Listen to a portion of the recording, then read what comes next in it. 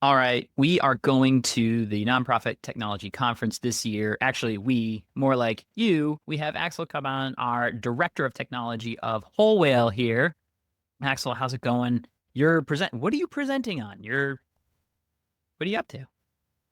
Hey George, no, I'm really, really excited. I get to present again at N10 this year, next week on Wednesday.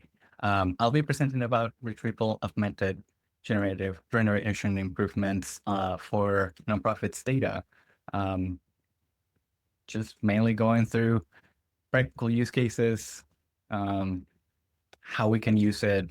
Main thing, if you use it for content, grant proposal drafting, newsletters, and anything in between in your AI implementation, I think retrieval augmented generation could be a game changer in how that becomes a little more aligned to your use, your organization, your brand, your naming, the way that you get that information out without having to deal with any of the generalization of what many of these AI chats get to give you.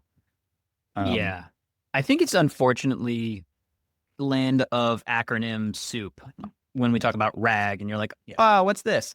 The truth is, every single major AI platform chat interface actually has this. Sometimes you have to pay to play to get access to it, but it is basically moving your AI chat from this generalist Jill of all skill to a specialist, somebody who knows and has grown with your organization for a decade, has access to key information like your very own librarian. Maybe you can unpack this metaphor that we have landed on. yeah, of course. And in that sense, like what you were mentioning, we have two parts when we have our own little chat engine. Let's say like ChatGPT, you can upload a file in your chat. That doesn't mean that you're actually using this format, but it's one way to see it. There is a section in most of the areas which let's call it library. And so the main thing that we tend to talk about or trying to like unpack it in a way is having that analogy between a card catalog to a librarian. You can have things that are like formatted in structured data that you can go through, or you can have this assistant that knows what you're talking about, that can go and get that information from, let's say, your site or your documents, and then provide it to the chat for reference to support you better. Yeah, and it's important to note that this is called different things in different places. In Anthropic, inside of their Claude system, these are called projects. Inside of Gemini, which is Google's thing, they're called gems.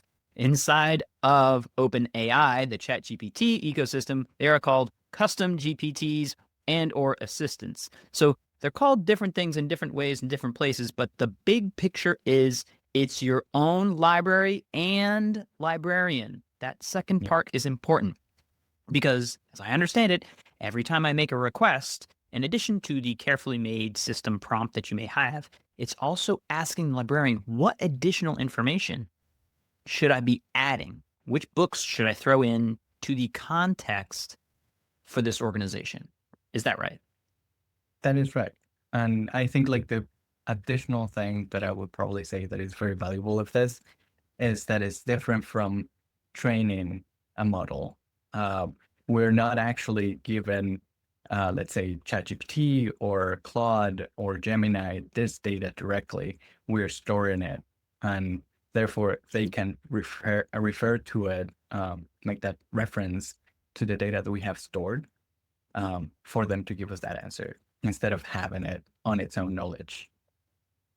Yeah, and I feel like the biggest mistake, maybe we can go to the next slide. We're giving away this presentation, by the way. If you go though to N10 in Baltimore in April, you should check out the session led by Whole Whale on this topic.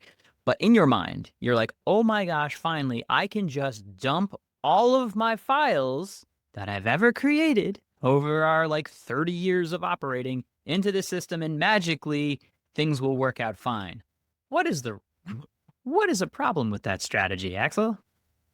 I mean, we talked about in terms of technical terms, we have garbage in, garbage out. The main idea is like as much trash as you can throw in, it's what you're going to get back. If it's something that's not structured, you get unstructured responses. If you are just tossing in all these different dates and none of them are formatted the same way, then you will get a mishmash of different things. Similarly with like, if you're given examples of all the different emails that you have sent throughout all the different members of your organization that have worked on sending emails and newsletters to your client base, that means that none of all that information, when it comes back to you, will have the right format that you're hoping to get. And so making sure that when you're creating this data source for the rack system, that you have already like an ideal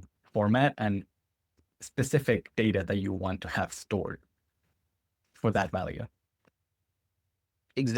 Example would be you have annual reports going back a decade. You ask the AI, hey, can you write up something about our programmatic impacts?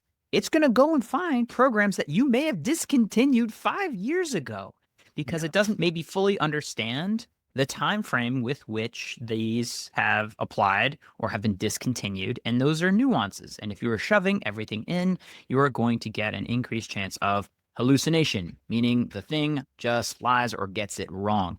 In general, I'd say RAG, these libraries and librarians reduce hallucination because it is more often than not citing sources from the information grabbed. But if the information grabbed is wrong, ta-da, garbage in, garbage out.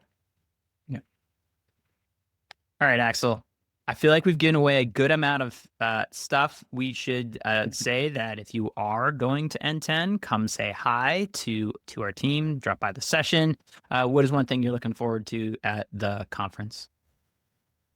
Me, I enjoy like getting to know what the insights from people are, things that I didn't get to like realize I was sharing or that it was an additional value in the sessions.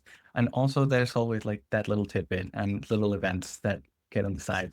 There's a doghouse building, I believe, session somewhere along the days. I'm probably going to be there.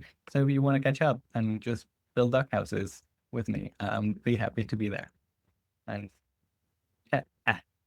Nonprofit technology conferences and duck houses. Obviously. All right.